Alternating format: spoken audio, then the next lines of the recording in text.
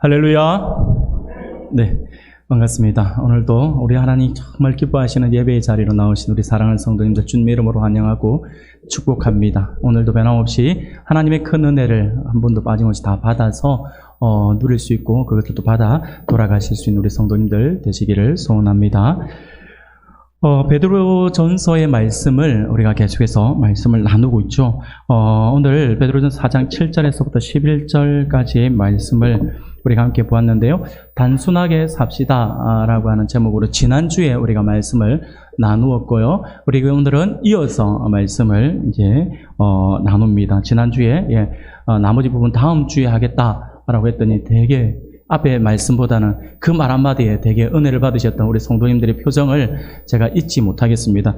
그렇다고 해서 그렇죠. 이것도 다음 주에 하겠습니다. 소리는 못 하겠습니다. 오늘은 끝까지 여러분들이 집중해서 같이 말씀을 나누시고 같이 은혜를 함께 나누었으면 좋겠습니다. 지난주의 말씀을 잠시 한번 우리가 돌아보는 시간들을 먼저 가져야겠죠. 지난주 우리는 우리의 생의 목적이 단순하면 우리에게 집중력이 생기게 되고 목적을 이루기 그렇게 되면 이게 목적을 이루기 쉽다라고 말씀을 드렸죠. 그래서 단순한 삶은 중요하다라고 말씀을 드렸습니다. 그래서 우리가 단순하다라고 하는 것을 우리가 쉽게 그냥 너무 편하게 그냥 우리가 쉬운 단어로 이렇게 넘겨버릴 수도 있지만 사실은 이 단순함에는 묻어있는 위대한 힘이 있다라고 하는 것을 지난주에 잠시 말씀을 살펴보았죠. 그러면서 인생을 단순하게 하기 위해서 우리가 좋은 방법이 있는데 우리 인생을 단순하게 하기 위한 방법은 위기의식을 가지는 것이다 라고 말씀을 잠시 나누었습니다. 그런데 놀랍게도 이와 같은 위기의식을 통한 단순한 삶을 위한 훈련은 우리 하나님께서 사람들을 훈련할 때 쓰시는 그러한 방법이기도 하다라고 말씀을 드렸었죠. 그래서 오늘 우리가 읽었던 본문의 말씀에도 그 부분이 등장하고 있는 그러한 부분이 등장하고 있는 것을 볼 수 있다라고 말씀을 드렸습니다. 7절 말씀을 보니 만물의 마지막이 가까웠으니 그러므로 너희는 정신을 차리고 근신하여 기도하라 라고 하는 말씀으로 오늘 본문이 시작됩니다. 베드로는요 천국을 소망하는 그리스도인들이 이 땅을 살아가면서 지녀야 할 삶의 태도를 말씀하고 있는 것입니다. 베드로는 그리스도인은 만물의 마지막이 언제 올지 모르는 그 긴박함 곧 마지막이라고 하는 위기의식 가운데에서 우리가 살아가야 한다라고 하는 것을 이야기하고 있는 것이었죠. 이렇게 긴박함을 염두에 두고 살면 우리의 삶은 긴장을 하여서 그 긴박감을 안겨준 그것에 우리는 더욱더 집중을 하여서 아주 단순해진다라고 하는 것이죠. 그 위기를 모면해야 되니까 그 위기를 넘어가기 위해서는 다른 거 신경 쓸 필요가 없다라고 하는 것이죠. 그래서 그 위기가 처했을 때는 단순하게 그 한 가지 일만을 우리가 생각한다라고 말씀을 드렸죠. 베드로가 오늘 본문에서 우리에게 강조하고 있는 것이 바로 그것입니다. 본문은 하나님께서 베드로를 통해서 천국을 소망하는 우리 그리스도인들이 지금 이 마지막 때를 살아가고 있는 이때에 우리에게 우리가 위기감을 안고 단순하게 이 위기를 어떻게 이겨낼 것인가라고 하는 부분들에 대해서 우리가 단순하게 집중해야 한다라고 말씀을 하고 있는 것이죠. 그러면서 베드로를 통하여서 이 마지막 시대에 우리가 마지막이라고 하는 이 위기의식을 가지고 우리가 집중해야 될 것이 무엇인가에 대해서 말씀을 하고 있다라고 말씀을 드렸죠. 그래서 그것을 오늘 본문에서 베드로는 4가지를 말씀을 하고 있는데 2가지를 우리가 지난주에 말씀을 나누었었죠. 혹시 기억이 나시는지 모르겠어요. 질문을 하지는 않겠습니다. 질문을 하면 서로 간에 질문하지 않고 바로 제가 말씀을 드리겠습니다. 지난주에 2가지를 말씀을 드렸죠. 그렇죠? 첫 번째가 뭐였죠? 첫 번째가 우리가 마지막 때에 우리가 집중해야 할 것 가운데 하나가 정신을 차리고 근신하여 기도해야 된다라고 말씀을 드렸죠. 기억나시죠? 정신 차려야 된다라고 말씀을 드렸잖아요. 그래서 7절 말씀에서 그 말씀을 하고 있는 것이죠. 만물의 마지막에 가까웠으니 그러므로 너희는 정신을 차리고 근신하여 기도하라라고 말씀을 하고 있습니다. 우리가 기도할 때 정신을 차리고 기도해야 된다라고 베드로가 이야기를 하고 있는데 우리가 그렇게 정신을 차리고 근신하며 해야 되는 이유가 무엇인가에 대해서는 우리가 잘못된 기도를 하기 쉽다라고 하는 거예요. 우리가 이 땅을 살아가면서 여러 가지 여러 시간들을 통해서 우리가 기도하는 시간들을 많이 가지지만 실상 우리가 잘못하는 기도, 잘못 기도하는 경우들이 많다라고 하는 것입니다. 간절히 기도는 하는데 하나님의 마음을 전혀 알지 못하고 더 나아가서 하나님의 마음이나 말씀에는 관심도 없는 경우가 많다라고 하는 것이죠. 그래서 우리에게 지금 기도할 때 이 마지막 때를 살아가는 우리들이 정신을 차리고 근신하여 기도해야 한다라고 말씀을 하고 있습니다. 사랑하는 우리 성도 여러분, 기도는 열심히 하는 것도 중요하죠. 근데 지난주에 제가 말씀을 드렸죠. 열심히 하는 것 굉장히 중요합니다. 그러나 열심히 하는 것보다 바르게 하는 게 더 중요하다라고 말씀을 드렸습니다. 기도는 하나님과의 소통이며 하나님과의 진정한 대화의 창고라고 말씀을 드렸죠. 하나님과 대화를 나누는 것이다라고 말씀을 드렸습니다. 하나님께 자신의 마음을 진실하게 아뢰고 그분이 하시는 말씀에 귀를 기울이는 것이 바로 우리가 하는 기도다라고 말씀을 드렸습니다. 이렇게 기도하면 어떻게 된다고 했습니까? 처음 기도를 시작할 때 가졌던 마음과 생각이 변하게 되어 있다라고 하는 것이죠. 왜냐하면 하나님과의 깊은 교제와 하나님과 나누는 대화를 통하여서 우리는 무엇을 알 수 있냐면 하나님의 마음을 알 수 있다라고 하는 것이죠. 여러분, 우리가 사랑하는 사람들끼리 아니면 가족들끼리 우리가 대화가 필요해 그러면서 대화를 많이 나누잖아요. 가족끼리 대화를 나누고 친구들과도 대화를 많이 나누잖아요. 대화를 많이 나누면 나타나는 현상이 하나가 있어요. 그게 뭐냐면 대화를 나누면 나눌수록 상대방이 어떤 생각을 하고 있는지를 알 수가 있어요. 사람들이 우리가 대화를 나누면서 상대방이 어떤 생각을 하고 있는지를 알게 되면 어떻게 하나요? 그때부터는 상대방의 생각을 알기 때문에 내 고집, 내 아집을 가지고 이야기를 하지는 않습니다. 이 사람이 이것을 싫어하더라. 이 사람은 이 부분들에 대해서 이렇게 생각하더라. 라고 하며 그 사람을 존중하는 의미에서 가급적이면 그 반대되는 이야기는 하지 않죠. 반대되는 이야기를 하겠다라고 하는 것은 싸우겠다라고 하는 의미밖에 되지 않는 거거든요. 그래서 싸우지 않고 우리가 함께 같이 이게 동력하며 나아가겠다라고 하는 마음이 들면 절대로 상대방의 귀에 거슬리는 소리는 하지 않습니다. 말 한마디를 하더라도 배려의 말을 하게 된다라고 하는 것이죠. 사랑하는 여러분, 기도가 그렇다라고 하는 거예요. 하나님과 우리하고의 그런 어떤 대화의 창에서 우리가 대화를 나누면 나눌수록 우리가 무엇을 알 수 있냐면 하나님의 마음을 알 수가 있어요. 하나님께서는요, 처음부터 우리에게 너가 이렇게 라고 말씀하시지는 않아요. 하나님께서는요, 우리의 자유의지를 존중해 주시기 때문에 우리의 생각 그리고 우리의 판단들을 하나님께서는 굉장히 존중해 주십니다. 그런데 하나님께서 그 판단이 어리석고 잘못된 길로 가고 있다라고 할 때는 하나님께서 바로 개입해서 그거 아니잖아 하면서 마치 아이를 탁 돌려서 반대로 딱 돌리는 것처럼 그렇게 하지는 않으신다라고 하는 거예요. 하나님과의 깊은 대화를 통하여서 지금 네가 가고 있는 길이 바르지 않다. 그리고 내 마음은 너로 네가 이 길로 가고 있는 것으로 인해 너무 아파라고 하는 것들을 하나님께서 보여주시는 거예요.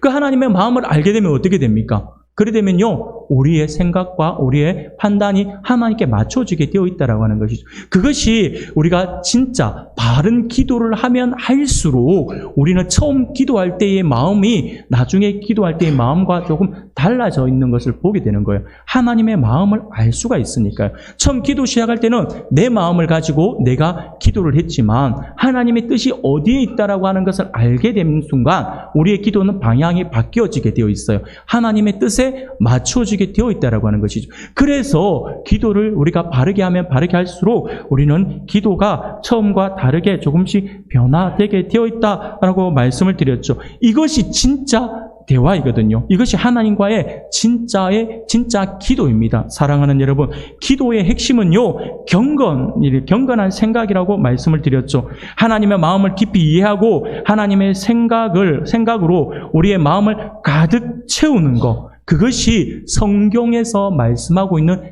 기도다라고 하는 것을 기억할 수 있길 바랍니다. 이 기도의 경지까지 가기 위하여서 우리가 정신을 차리고 근신하여 기도해야 된다라고 베드로 사도가 이야기를 하고 있다라고 하는 것이죠. 두 번째로 제가 무엇이라고 말씀을 드렸나요? 두 번째, 이 마지막 때에 우리가 집중해야 될 것은 우리가 기도에 더 집중해야 된다고 말씀을 드렸죠. 두 번째는요, 뜨겁게 사랑해야 한다라고 말씀을 드렸지 않습니까? 8절 말씀에서 무엇보다도 뜨겁게 서로 사랑할지니 사랑은 허다한 죄를 덮느니라 라고 말씀을 드렸죠. 여기서 뜨겁게 라고 하는 말은 끝까지 최선을 다해 라고 말씀을, 그런 의미를 가지고 있다라고 말씀을 드렸죠. 우리 성도들은요, 서로 사랑을 해야 되는데 잠시 잠깐 내 마음이 불뜨겁게 불탈 때만 사랑하고 내 마음이 식었을 때는 사랑하지 않는다가 아니라 그냥 우리가 수련회 때처럼 은혜 받고 나서는 사랑합니다라고 하는데 은혜 받지 않으면 사랑은 무슨 이런 이야기를 해서는 안 된다라고 하는 것이죠. 우리의 사랑은요, 성도의 사랑은 처음부터 끝까지 뜨겁게 사랑으로 타올라야 한다라고 말씀을 드렸습니다. 마치 100m 달리기 선수가 결승점에서 자기의 가슴을 내밀어서 내가 단 0.001초라도 더 빠르게 들어가고자 하는 그 마음으로 최선을 다하는 마음으로 우리가 최선을 다해서 사랑을 해야 한다라고 그렇게 말씀을 드렸죠. 이러한 사랑을 우리가 할 때 그 사랑 안에 무엇이 묻어 있냐며 허다한 죄를 덮는다라고 성경은 우리에게 말씀을 하고 있다라고 하는 것이죠. 사랑하는 우리 성도 여러분, 우리가 성도로서 주님의 몸된 교회에서 섬기다 보면, 봉사를 하다 보면 우리가 서로 간에 어떤 마음이 맞지 않는다든지 서로 간에 어떤 생각이 조금 달라서, 의견이 달라서 마음이 틀어질 수도 있고 서로에게 상처를 줄 수도 있고 상처를 받을 수도 있잖아요. 상처를 줄 수도 있고 상처를 받을 수가 있어요. 아니면 상대방의 어떤 허물들을 우리가 볼 수도 있어요. 볼 수도 있기 때문에 우리가 그런 현장에 가 있게 되면 결국 우리의 마음이 상처가 되니까 봉사를 그만두어야 되나? 내가 현장에 있는 것이 그만둬야 되나? 라고 하는 생각을 할 수도 있지만, 그럼에도 불구하고 우리 하나님께서 우리 성도들에게 요구하시는 것은 그럼에도 불구하고 우리는 그 섬김의 자리, 봉사의 자리를 떠나서는 안 된다. 그것을 멈추어서는 안 된다라고 말씀을 하시죠. 우리가 그렇게 끊임없이 우리가 그 자리를 지킬 때 뜨거운 사랑으로 우리가 섬김의 자리에 있을 때에 우리 안에 그 사랑이 더욱더 커지게 되고 우리 안에 허다한 죄를 덮는 용서가 나타나게 되어 있다라고 말씀을 드렸죠. 마지막 때를 살아가는 우리 성도들이 집중해야 할 것이 바로 이런 뜨거운 사랑이다라고 말씀을 드렸습니다. 이것이 지난주에까지 말씀을 드렸던 거고요. 오늘은 세 번째와 네 번째 우리가 집중해야 될 것이 무엇인지에 대해서 우리 함께 말씀을 잠시 나누도록 하겠습니다. 사랑하는 여러분, 이 마지막 때에 우리가 집중해야 될 세 번째가 무엇일까요? 그것은요, 바로 열심히 서로 대접해야 한다라고 성경은 우리에게 말씀을 하고 있습니다. 9절 말씀입니다. 9절 말씀을 우리가 같이 한번 읽어볼까요? 같이 읽겠습니다. 시작. 아멘. 서로 대접하기를 원망 없이 해야 한다라고 성경은 말씀을 합니다.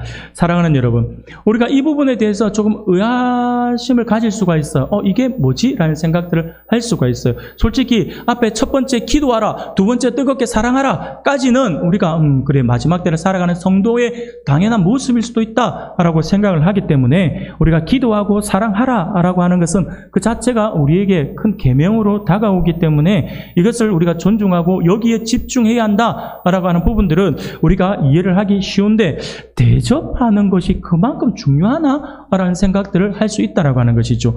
대접하는 것이 그 정도로 중요한 일인가라고 하는 그러한 의구심을 우리가 가질 수도 있습니다. 그러나 성경은요, 놀랍게도 이것이 매우 중요하다라고 말씀을 합니다. 성경은요, 대접하는 것을 매우 강조하고 있어요. 마태복음 7장 12절을 우리는 황금률이다라고 이렇게 이야기를 하고 있습니다. 마태복음 7장 12절, 여러분들 잘 아시는 말씀이에요. 우리가 같이 한번 읽어보겠습니다. 화면에 나오죠? 네.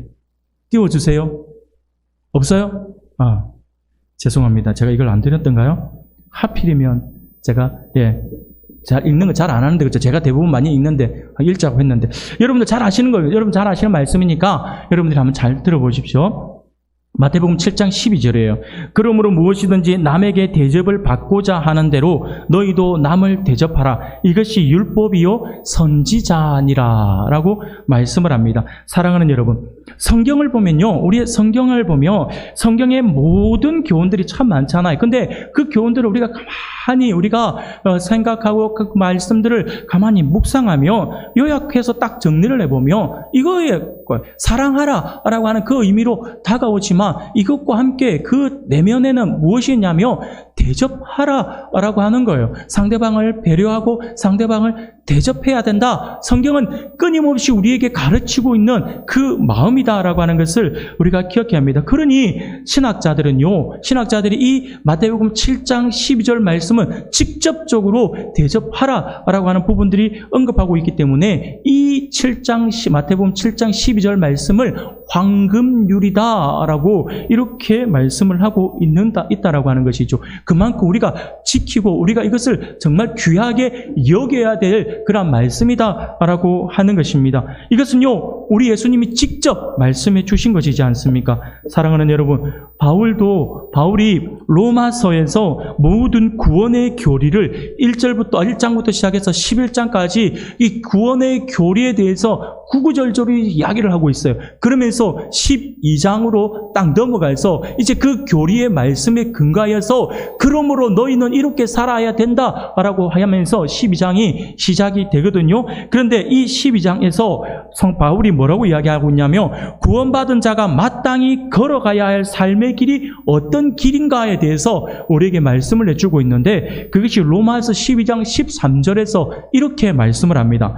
성도들이 쓸 것을 공급하며 손 대접하기를 힘쓰라라고 하는 거예요. 서로 돌아보아서 서로에게 배려를 하고 서로에게 나누어주는 삶을 살아야 되고 손님 대접하는 것을 우리가 즐거워해야 한다라고 하는 것을 우리에게 가르쳐주고 있다라고 하는 것이죠. 사랑하는 여러분, 이 말씀을 우리가 과거 몇십 년 전만 하더라도 이 말씀이 이게 주어지면 우리가 아멘하기가 참 쉬웠어요. 근데 오늘날 현대를 살아가고 있는 우리들은 이 말씀에 아멘이라고 말씀을 하는 것이, 답을 하는 것이 참 쉽지는 않은 것 같다라는 생각을 해보게 됩니다. 왜냐하면요, 지금의 시대가 바로 개인주의적인 어떤 성향이 너무 짙은 그러한 시대이기 때문이지 않는가라고 생각을 해보게 됩니다. 요즘처럼 개인주의적인 삶을 사는 현대인들은 이 말씀에 귀를 기울이기가 참 어려운 것 같은데 그럼에도 불구하고 우리는 이 말씀에 귀를 기울여야 합니다. 왜냐하면 하나님의 마음이니까요. 누군가를 집에 초대하여 대접하는 것은 결코 쉬운 일이 아니죠. 그러나 우리는 그렇게 살아야 한다라고 말씀을 하고 있습니다. 하나님의 명령이에요. 그러나 오늘날과 같이 특히나 우리 요 2년 안에 벌어졌던, 전 세계적으로 벌어졌던 이 코로나 사태가 이 말씀을 우리로 하여금 더 우리 안에 괴리감을 가지게끔 만들고 있다라고 하는 부분들은 참으로 안타깝다라는 생각을 해보게 됩니다. 코로나와 같은 전염병이 득세하고 있고 또 수많은 범죄에 우리가 노출되어 있는 우리 시대에 누군가를 집에 초대한다라고 하는 것은 결코 쉬운 일이 아니죠. 예전에는 어떻게 했습니까? 저희들이 어릴 때만 하더라도 초등학교 교육을 받을 때에 어떻게 합니까? 무거운 짐을 들고 가시는 할머니, 할아버지들이 있으면 달려가서 그 짐을 들어드려야 된다라고 그렇게 교육을 받았지 않습니까? 지금 시대에 아이들 이렇게 교육하면 안 됩니다. 왜냐하면요, 그것을 악용하는 사람들이 있기 때문에 아이들에게 무거운 짐을 들고 가시는 분들 가서 달려가서 무거운 짐 들어드리라 이 말을 하기가 참 어려워요. 왜냐하면요, 우리가 영화라든지 이런 매체들을 통해서 보더라도 그렇게 선심을 베푸는 사람들에게 아들을 악용해서, 그렇죠, 뭐 더 나쁜 짓을 한다든지 그런 일들이 비일비재하게 많이 나타나기 때문이죠. 그런 것들 때문에 우리가 낯선 사람을 손님 대접하는 것들이 참 어려운 시대를 우리가 살아가고 있다라고 할 수가 있습니다. 그렇다고 해서 우리가 이것을 포기해야 하는가라고 하는 부분이죠. 우리는 포기해서는 안 된다라고 이야기를 할 수가 있습니다. 왜냐하면 하나님의 말씀은 변함이 없거든요. 시대에 따라서 말씀이 다르게 적용되어져야 된다라고는 생각하지 않습니다. 사랑하는 여러분, 반드시 집이 아니어도 좋습니다. 집이 아니어도 됩니다. 서로 대접하는 삶은요, 몸에 배어 있어야 하는 거예요. 그래서 이 대접이 꼭 물질로 대접하는 거, 이것만을 적용하지 마시고 배려하는 삶, 배려하는 말, 이런 것들까지 다 이 대접 안에 저는 포함된다라고 생각합니다. 연세가 드신 분이 젊은이들에게 어떻습니까? 쉽게 말을 놓을 수 있지만 존중하는 말을 쓰더라도 이 아이들은요, 그 말에 내가 무엇인가 밥을 얻어먹어서 대접받았다가 아니라 어른들이 나를 존중하고 있구나라고 하는 생각을 하며 내가 대접받고 있구나라고 하는 생각을 하게 되거든요. 이런 것들이 다 그 안에 포함되는 거예요. 자꾸 우리는 대접한다 그러니 뭐 먹을 거 사줘야 되고 뭐 먹을 거 줘야 되고 명절에 뭐 선물 줘야 되고 이런 것들로만 우리가 결부시켜서는 안 된다라고 하는 것이죠. 여하튼 하나님의 백성들은 이것을 가져야 합니다. 이런 마음들을 가져야 합니다. 대접하기를 즐겨해야 된다라고 하는 것이죠. 왜냐하면 그것이 하나님의 뜻이다라고 하는 거예요. 사랑하는 우리 성도 여러분, 근데 지금 우리가 주어진 삶 곧 지금 이 마지막 때임을 우리가 인식한다면 우리가 이 대접하는 하는 삶이 참 어렵지만 어렵기 때문에 우리는 더 힘을 써야 한다라고 하는 것이죠. 그런데 오늘 본문을 보면요, 베드로는 대접하라라고 말씀을 하면서 한 가지의 말을 우리에게 덧붙이고 있음을 볼 수가 있습니다. 대접을 하되 원망 없이 하라라고 말씀을 합니다. 이게 무슨 말일까요? 대접하라라고 하는 것이 하나님의 말씀이기 때문에 우리가 따르기는 하겠는데 라고 하면서 우리 안에 드는 섭섭한 마음들을 이야기하는 거예요. 지금 내 형편이 어려운데 왜 대접하라라고 말씀을 해서 나를 더 힘들게 하고 나를 부담스럽게 하지? 라고 하는 생각들을 이야기하는 겁니다.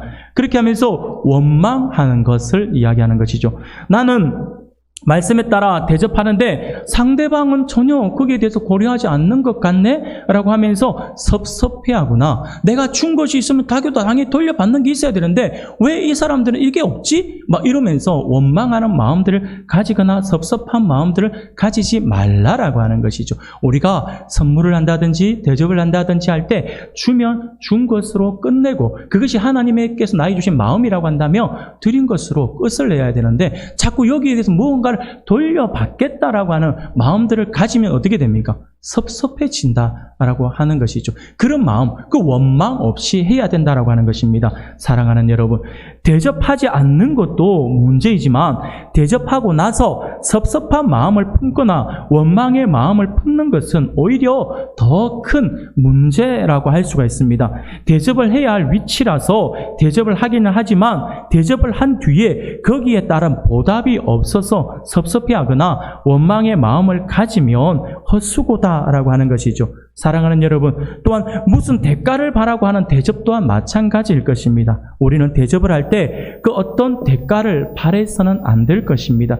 우리 주님은요, 양과 염소 비유에서 아주 우리에게 귀한 교훈을 주고 있죠. 양의 무리들을 우리 예수님께서 주님이 칭찬하시면서 그들에게 상을 주십니다. 그러자 양의 무리들이 깜짝 놀라요. 나는 생각해 볼 때 내가 상 받을 만한 어떤 일을 하지 않았는데 왜 나에게 상을 주지? 라는 생각들을 하면서 주님께 여쭈어요. 주님, 어째서 저희에게 이렇게 상을 주십니까? 라고 묻게 되죠. 그러자 우리 주님은 그들에게 이야기합니다. 너희는 내가 배고플 때에 음식을 주었고 내가 헐벗었을 때에 옷을 주었고 목마를 때에 물을 주었노라 라고 말씀을 하죠. 그러니 이 말을 듣고 나니 이 양의 무리들이 더 놀라운 거예요. 자기네들은 그렇게 한 적이 없거든요. 우리 주님을 본 적도 없는데 내가 언제 주님께 이런 대접을 하고 내가 언제 주님을 이렇게 섬겼습니까? 라고 이렇게 생각을 하는 거예요. 주님, 우리는 주님을 만난 적도 없는데 우리가 언제 주님을 그렇게 대접했습니까? 말이 안 돼. 번지수가 틀린 것 같은데요? 라고 이야기를 하는 거예요. 그러자 우리 주님께서 하신 말씀이 그 유명한 말씀이에요. 바로 이 작은 자에게 한 것이 곧 내게 한 것이니라 라고 말씀을 합니다. 사랑하는 여러분, 대접하라라고 하는 의미를 이제 아시겠습니까? 왜 대접하라고 하셨습니까? 바로 그것이 누구에게 한 것이라고요? 주님은요, 그것을 주님께 한 것이라고 생각한다는 거예요. 우리는 옆에 있는 지체들을 대접을 했는데, 지체들을 대접을 했다라고 생각을 했는데, 그것을 보시는 우리 주님은, 지금 나에게 대접을 하고 있구나라고 생각을 하고 계신다라고 하는 것이죠. 그래서 대접하는 것은 주님께서 우리에게 주신 명령이고 그것은 우리 성도들이 반드시 가져야 될 그러한 마음이다라고 하는 거예요. 그것을 우리가 기억해야 합니다. 사랑하는 우리 성도 여러분, 세상의 문화가 개인주의로 변하더라도 하나님의 백성들인 우리들은 대접하는 삶을 잊어버려서는 안 됩니다. 이것이 우리를 향한 하나님의 마음이며 뜻입니다. 이 작은 자 하나에게 한 것이 내게 한 것이다 라고 하는 주님의 말씀을 우리가 기억하면서 또 주님께 하듯 서로 대접하기에 힘을 쓰는 우리 성도님들이 되시기를 소원합니다. 네 번째입니다. 마지막 하나입니다. 마지막 때에 우리가 집중해야 될 것이 무엇일까요? 네 번째는요, 각각 은사에 따라 봉사를 해야 한다라고 하는 것입니다. 섬김의 자리에 있어야 한다라고 하는 것이죠. 10절 말씀이에요. 10절 말씀을 우리가 같이 한번 읽어보겠습니다. 시작. 각각 은사를 받은 대로 하나님의 여러 가지 은혜를 맡은 천한 청지기 같이 서로 봉사하라. 아멘. 사랑하는 여러분, 하나님께서 나에게 주신 은사에 따라서 우리가 봉사의 자리에 있어야 한다라고 하는 거예요. 그런데 문제는 뭐냐면 우리가 생각할 때 나에게 주어진 은사가 뭘까라고 생각을 할 수가 있어요. 그런데 정말 놀라운 사실은요, 하나님은 하나님의 백성들뿐만 아니라 세상 사람들에게도 하나님께서 각자의 성격과 각자의 성품에 맞는 그러한 은사들을 최소 1개 이상은 하나님께서 주셨다라고 하는 거예요. 특히나 하나님의 백성들은요, 더더욱이 그래요. 하나님의 백성들은요, 반드시 하나님께서 하나님의 은사를 주셨어요. 은사를 주신 이유가 뭐냐면 이 땅에서 우리가 살아갈 때에 하나님께서 나에게 맡겨준 사명을 내가 감당해야 되잖아요. 그 사명을 감당하기 위한 능력으로서 나에게 은사를 베풀어 주셨다라고 하는 것입니다. 그것을 우리가 분명히 기억해야 합니다. 은사는요, 타고난 재능일 수도 있고요, 아니면 우리가 섬김의 자리에서 또 다르게 개발되는 그러한 것일 수도 있다라고 하는, 내 안에 숨겨져 있는 은사가 있을 수 있다라고 하는 것이죠. 그것을 개발해 내야 된다라고 하는 것입니다. 성경은 구원받은 모든 자에게 그리스도의 몸인 교회를 섬기고 다른 사람을 섬기도록 은사를 주신다라고 말씀을 합니다. 그런데 많은 그리스도인들이 자신에게 있는 이 은사를 알지 못합니다. 그래서 그것을 사장시키는 경우가 많아요. 쓰지 않아서 그것이 소멸되게끔, 어느 순간 나에게 멀어지게끔 하는 그러한 경우가 허다하다라고 하는 것입니다. 하나님께서 우리에게 딱 부러지게 나타나셔가지고 어느 날 우리에게 다가오셔가지고 우리의 이름을 불러주시면서 너희가 너에게 준 은사는 이런 거야. 그러니 너는 이 은사를 가지고 이 현장 속에서 이렇게 봉사하며 섬겨야 한다라고 딱 뚜렷하게 명확하게 말씀을 해주시면 이것이 참 은혜가 되고, 아멘, 할렐루야, 주님, 그래서 저에게 이것을 주신 거군요 라고 하면서 그것을 우리가 그 은사를 활용해서 좌로나 우로나 치우침 없이 오직 표대를 향하여 다른 박질하여 달려가는 바울처럼 그렇게 달려갈 수 있을 것 같은데라는 생각들을 참 우리가 많이 해요. 정작 우리가 돌아보면서 내가 가진 은사가 무엇이고 이 은사를 가지고 내가 어떻게 섬겨야 할 것인가를 고민하는데 나는 은사를 모르겠어요. 어떻게 은사를, 어떤 은사를 내가 받았는지를 내가 알 수가 없다라고 하는 것이 참 발견하기가 참 어렵다라고 하는 것이죠. 그것을 우리가 참 어렵게 또 느낍니다. 그래서 사람들마다 나의 은사가 무엇인가에 대해서 고민을 참 많이 합니다. 고민을 참 많이 해서, 그래서 어느 교회는요, 은사 발견, 이렇게 어떤, 프로그램들을 개발해서, 은사 발견 프로그램들을 가지고 막 은사를 막 하잖아요. 여러분 혹시 이거 시중에도 우리 서점에 나와 있는데, 은사 발견 그 프로그램들 가지고 혹시 한번 해보신 적이 있으신가요? 이거 한번 이렇게 해보면 좋을 것 같다는 생각을 하는데, 저는 이거 하고 나서 더 어려워졌어요.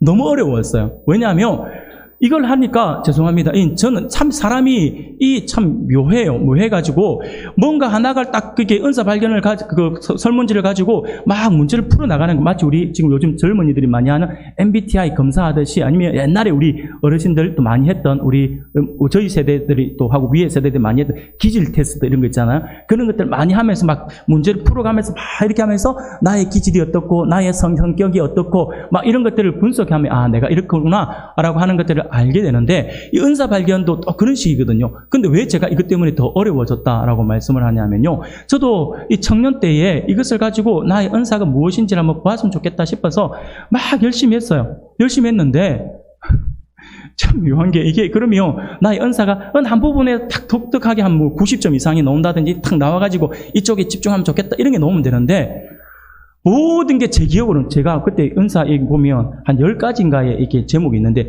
10가지인가에 전부 다 거의 80점 이상이 딱 나오는 거예요. 쫙 다 나오는 거예요. 그러니까 어떻게 되겠습니까? 뭘 해야 되는지 더 헷갈리는 거예요. 차라리 이거 안 했으면 그냥 제가 뭐 찬양 인도자로 섬기겠다. 아니면 뭐 사역을 하면 말씀으로 되게 섬기겠다. 아니면 교사하면 교사로 섬기겠다. 아니면 내가 몸으로 떼우는 거 몸으로 하겠다. 뭐 이런 것들이 뭔가 계산이 나와야 되는데 모든 게 다.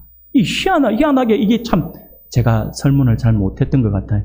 제가 그냥 다 좋은 것만 동그라미 있어서 그런지 모르겠지만, 다 이렇게 놓는. 그러니까 이게 이 은사 발견을 하면서 이 프로그램을 하면서 은사를 발견했다는 사람 제가 많이 발견하지 못했습니다. 왜 발견하지 못했냐면요. 이 은사 발견, 이 프로그램은요, 결국은 뭐냐니까 제가 가만히 고민해 보니까 왜 이것이 확 우리에게 와닿지 않았냐라고 하면요. 이론에 가깝거든요. 이론에 가까웠어요. 실제적인 모습들과는 조금 상반되었다라고 하는 거죠. 그래서 내가 이 이론을 가지고 내가 이 부분에서 섬겨야지라고 해서 다가갔는데 그래서 실제 섬김의 현장에 갔는데 현실이 너무나도 힘든 거예요. 나의 상황이 맞지 않으니까 내가 너무 힘든 거예요. 그러면서 이 섬김의 자리를 포기해버리는 사람들이 허다하게 나타났다라고 하는 것입니다. 이론으로만 접근을 해서는 안 된다라고 하는 것이죠. 사랑하는 여러분, 머리로는 그것이 이해가 되어서 나의 은사인가? 라고 하는 생각을 하기는 쉬워도 그것을 행함으로 보이는 부분들이 많이 어려워하는 분들이 있기 때문에 그것이 참 적용되어지는 것은 어려웠다라고 하는 것이죠. 그러면 우리의 은사는 정말로 찾아내기가 참 어려운 것일까요? 하나님께서 우리에게 은사를 분명히 주셨다라고 했는데 각자에게 한 사람 한 개 이상의 은사를 주셨다 했는데 우리가 그것을 발견하지 못할 만큼 하나님께서 꽁꽁 숨겨두셨을까요? 그거 하나님 숨겨놓으면 그거 맞죠? 숨겨놓으면 하나님 그걸 왜 주셨을까요? 주실 의미가 없는 것이죠. 마치 우리 어린아이들과 함께 우리가 소풍 나가면 보물찾기 하잖아요. 그러면 아이들 수준에 봐서 보물찾기를 할 때 한 번씩 가다 선생님들이 참이 좀 뭐라고 해야 될까요? 묘한 선생님들이 있어요. 아이들 대상으로 하면서 그 보물을 진짜 못 참게 숨겨놔요. 어떤 사람은 나무 타고 올라가 거기 숨겨놔요. 그럼 발견하고도 찾을 수가 없어요. 그럼 왜 숨겨요? 보물찾기의 목적이 뭡니까?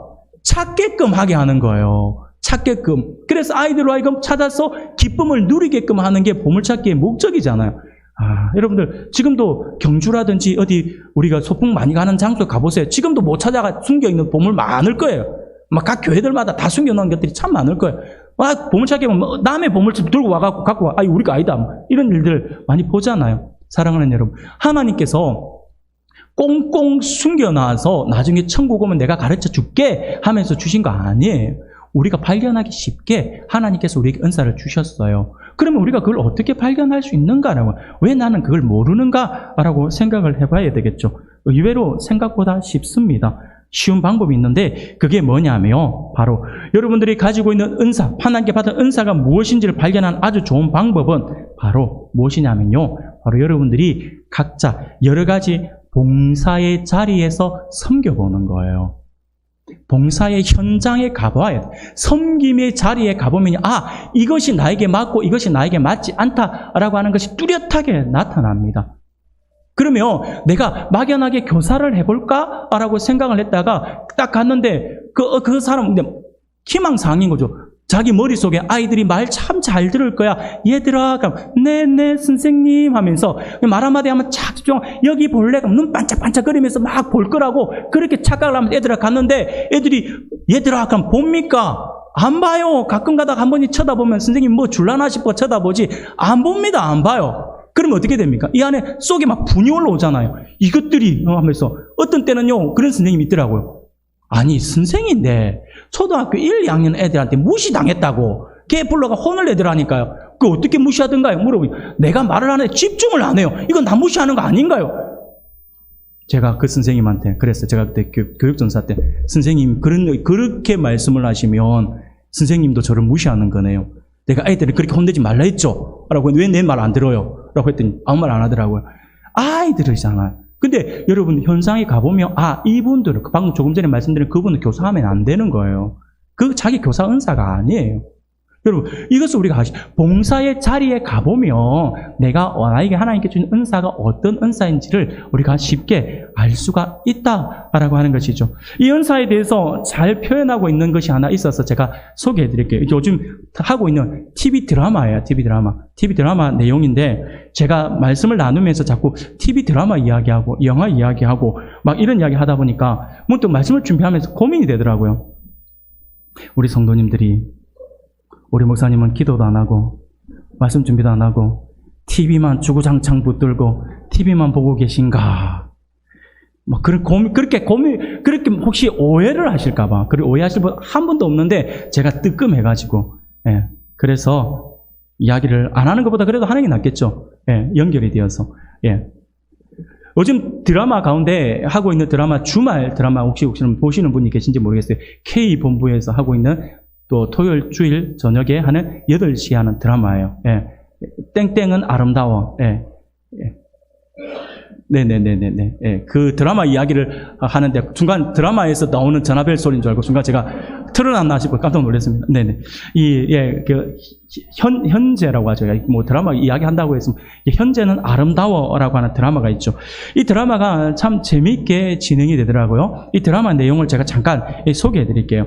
어떤 한 중년 남성이 자기의 가정을 자기 일기를 쓰듯이 이렇게 일기를 써 나가면서 이야기를 이제 전개해 나가는 그러한 내용인데 이 집에 삼형제가 있어요. 삼형제가 있는데 이 삼형제 가운데 막내는 아직 20대라서 어린데 두 명 위에 형님 둘은 이제 나이 40이 가까워. 첫째가 이제 40이 가까웠고 둘째는 30 후반에 가까웠고 이러다 보는데 어른들 입장에서는 장가를 안 가니까 마음이 막 걱정이 되는 거예요. 근심이 되는 거예요. 어떻게 장가를 보낼까 하면서 할아버지와 이 부모님이 작전을 짜서 자녀 결혼시키 프로젝트를 만들어내요. 그래서 만들어낸 게 뭐냐면 삼형제 중에서 누구든지 가장 먼저 결혼하는 사람에게는 내가 우리 할아버지가 가지고 있는 집이 이제 아파트 한 채를 주겠다라고 이야기하니까 순간 아들들 눈이 동그래지는 거예요. 그 아파트를 주는 게 말이 되냐라고 하면서 하는 거예요. 근데 첫째와 둘째는 여자친구가 없어요. 셋째는 이 썸을 타는 여자친구가 있었어요. 있는데 그러면 이 셋째가 그 말을 듣고 나서 오케이 하는 거예요. 그러면서 이 여자친구와 쏙닥쏙닥 해서 부모님을 속이려고 하는 거예요. 그러면서 여자친구를 데리고 와서 이제 가짜로 결혼을 한다라고 이야기해서 부모님한테 이제 아파트를 받아내면 이 친구가 하고 싶은 게 이 헬스 클럽이었어요. 그래서 그것을 팔아서 자기는 헬스 클럽을 하고 헬스장을 하고 이 여자친구는 공부를 하고 싶어 하니까 1억을 주겠다라고 이야기하면서 자기네들끼리 부모님을 대상으로 사기칠 계획을 하면서 사기를 쳐요. 그런데 그러면서 마치 이것은 이제 돈은 내가 받은 거나 마찬가지다라고 하면서 이 막내 아들이 사고를 칩니다. 사고를 쳐서 헬스장을 자기 친구가 운영하는 헬스장을 그냥 돈도 없이 빚을 내어서 계약을 해버려요. 알고 보니 이 친구가 자기에게 또 사기를 친 거예요. 사기를 친 거니까 이 친구는 쫄딱 망하고 빚만 잔뜩 안게 된 거예요. 그리고는 이 자기네들이 거짓말했다라고 하는 게 부모님에게 들통나서 거의 쪽박 차는 신세가 되어버린 거예요. 그러다가 이 친구가 그 방황을 하는 시기에서 자기가 생각하는 거예요. 내가 이렇게 살아서는 안 된다라는 생각을 해서 자기의 빚에 대해서 부모님이나 형님들에게 손을 내미는 것이 아니라 내가 이것을 해결해야겠다라고 하면서 닥치는 대로 이제 일을 하면서 빚 갚으려고 일을 하기 시작합니다. 그러면서 이 친구가 취직을 해서 들어간 곳이 청소용역 회사예요. 청소용역 회사인데 이 청소용역을 하면서 이 친구가 이 막내가 하는 이야기가 청소를 하면 할수록 이상한 기분이 드는 거예요. 이상한 기분이 들면서 하는 이야기가 뭐냐면 평소에 하찮게 여겼던 청소하는 일이 너무 재미가 있는 거예요. 너무 재미가 있어서 청소를 해서 지저분한 건물이 깨끗해지고 그래서 화장실이 깨끗해지며 마치 내 마음이 정결함을 받는 것 같고 내 마음이 마음이 청결해지고 내 마음이 정화되는 그런 기분이 든다라고 생각을 하는 거예요. 그러면서 이 청소일을 자기는 나의 천직이라고 생각을 하는 거예요. 그러면서 하는 말이 청소일은 결코 거짓말을 하지 않는다라고 하는 그런 고백을 하는 거예요. 청소한 만큼 깨끗해지고 깨끗해진 만큼 내 마음은 더 정화되는 것처럼 내 마음이 즐겁다라고 그렇게 이야기를 하는 거예요. 그러면서 청소일을 하면서 몸이 힘이 드는데 하나하나 깨끗해지는 모습에 마음이 정화되는 듯한 느낌을 받는다라고 하면서 정말 열심히 청소를 하는 장면들이 이 드라마에서 나왔어요. 저는 그 장면을 가만 보면서 혼자말로 이렇게 생각을 하면서 내뱉었어요. 저 친구의 은사를 발견했구나. 이렇게 생각을 했어요. 사랑하는 여러분, 제가 말씀을 드리고 싶은 것이 이 내용이었어요. 바로 은사라고 하는 게 그거예요. 처음에는 나하고 청소는 아무 상관이 없어 라고 시작을 하면서 했던 친구가 청소는 나하고 내 같은 사람이 할 수 있는 게 아니야. 특히 20대의 청년이 할 수 있는 것은 아니야 라고 생각했던 그 친구가 청소의 현장에 가서 하게 되니까 이게 생각보다 나에게 맞네? 라고 발견하면서 청소를 굉장히 마치 자기 방 청소하듯이 정말 깨끗하게 청소하고 그냥 청소하고 끝나는 것이 너무 즐겁다라고 하는 거예요. 너무너무 희열을 느낀다라고 하는 거예요. 여러분, 이게 이 친구의 은사를 발견한 거예요. 은사라고 하는 게 바로 그런 거다라고 하는 것입니다. 우리 하나님의 백성들에게 있어서 은사 또한 마찬가지예요. 우리가 섬기는 섬김의 현장 속에서, 봉사의 현장 속에서 내가 만날 때 나의 진짜 은사를 쉽게 발견할 수가 있어요. 우리가 교사도 해봐야 되고요. 우리 주방에서도 봉사도 해봐야 되고요. 청소도 해봐야 되고요. 그리고 우리가 주차 봉사도 해봐야 되고, 여러 가지 교회에서 섬기는 현장이 너무나도 많아요. 너무나도 많은 그 현장 속에 내가 들어가 보면서 여기서 내가 참 행복을 느끼는구나 라고 한다면 그 사람이 은사다라고 하는 거예요. 그리고 남들보다 내가 봉사를 하다 보면요, 남들보다 더 잘해지는 게 있어요. 똑같은 청소를 하는데 어떤 사람은요, 청소를 하면 그냥 청소를 하고 마는데 또 어떤 사람은요, 나는 분명히 제가 청소를 했거든요. 나는 깨끗하게 보여요. 근데 진짜 은사를 가지고 있는 분들은 오면요, 이게 청소를 한 거냐라고 생각을 하는 거예요. 그러면 다시 청소를 해요. 그러면 그때 저는 깨닫게 돼요. 나는 청소한 게 아니구나. 훨씬 깨끗해지는 걸 보면서 그렇구나 라고 하는 생각이 들더라고요. 사랑하는 여러분, 이런 거예요. 청소를 하면서 내 안에 숨겨져 있던 것들이 발견되어지고 그것이 개발되어진다라고 하는 것이죠. 바로 그것입니다. 하나님은요, 구원받은 우리에게 반드시 하나 이상의 은사를 주셨음을 우리가 기억해야 합니다. 은사는 저절로 발견되는 것이 아니에요. 섬김의 자리에서 발견할 수 있고 개발될 수가 있어요. 내가 아무것도 안 하고 있으면요, 하나님께서 나에게 주신 것조차도 내가 사장시킨다니까요. 그것을 쓰지 않으며 사라지게 되어 있다니까요. 그런데 우리가 그것을 개발해서 쓰면 쓸수록 더 개발이 돼요. 특히 악기를 다루는 지체들 마찬가지예요. 악기를 다루는 지체로는 내가 피아노를 칠 수 있다, 내가 바이올린을 켤 수 있다, 아니면 기타를 칠 수 있다, 이런 것들, 드럼을 할 수 있다, 이런 것들 있잖아요. 이런 것들 내가 할 수 있다로 끝나버리는 거예요. 근데 이것을 가지고 내가 계속 어떻게 합니까? 개발하고 봉사하고 개발하면 어떻게 돼요? 더 잘하려고 노력하고 더 애쓰잖아요. 그러면 내가 섬기고 난 뒤 1년, 2년 지나고 나면 처음 섬길 때보다 월등히 실력이 나아져 있는 것을 보게 되는 것이죠. 그것이 은사의 개발이라고 하는 거예요. 사랑하는 여러분, 그것처럼 내가 처음부터 알고 있고 가지고 있는 것을 우리가 더 활용할 수 있는 것도 중요하지만, 내가 지금 모르고 있는 나에게 숨겨져 있는 은사는요, 내가 섬김의 자리, 봉사의 자리에 가 있을 때에 그것이 발견되어질 수 있다라고 하는 사실들을 기억할 수 있길 바랍니다. 우리는 달란트 비유를 잘 알죠. 우리의 은사는 그것을 사용할 때 그것이 더 커지고 더 성장한다라고 하는 사실을 기억해야 합니다. 그러므로 다양한 분야에서 열심을 내어서 섬길 수 있어야 할 것입니다. 그렇게 할 때 어느 순간 우리 안에 숨겨져 있던 은사가 발견될 수 있고 또 다른 은사가 개발될 수 있을 것입니다. 그러나 그러지 못하고 봉사의 자리, 섬김의 자리를 외면하게 되면 결국 내 안에 있는 은사는 그것을 사용하지도 못한 채 사장되어 버리고 만다라고 하는 사실들을 기억할 수 있기를 바랍니다. 사랑하는 성도 여러분, 지난주와 오늘 우리 2주에 걸쳐서 오늘 우리에게 주신 본문의 말씀을 우리가 기억할 수 있기를 바랍니다. 그래서 오늘을 살아가는 우리는 오늘이 마지막 때다라고 하는 사실들을, 우리가 지금 살아가고 있는 이때가 마지막 때이다라고 하는 사실을 알아서 더욱 기도할 수 있고 또한 뜨겁게 사랑할 수 있기를 바랍니다. 그리고 서로 원망 없이 대접하는 삶을 살아가고 각각 주신 은사에 따라서 섬기며 봉사할 수 있기를 바랍니다. 이것이 이 마지막 때에 긴장감을 가지고 우리 성도들이 집중하여 살아가야 하는 것이다 라고 하는 것을 기억할 수 있기를 바랍니다. 아무쪼록 오늘 말씀을 기억하면서 이 마지막 때에 하늘에 소망을 둔 그리스도인이라고 한다면 삶을 단순하게 하여 그 단순한 삶에서 맺어지는 풍성한 열매로 더욱 주님을 기쁘시게 할 수 있는 저와 여러분들이 되시기를 주님의 이름으로 축원합니다.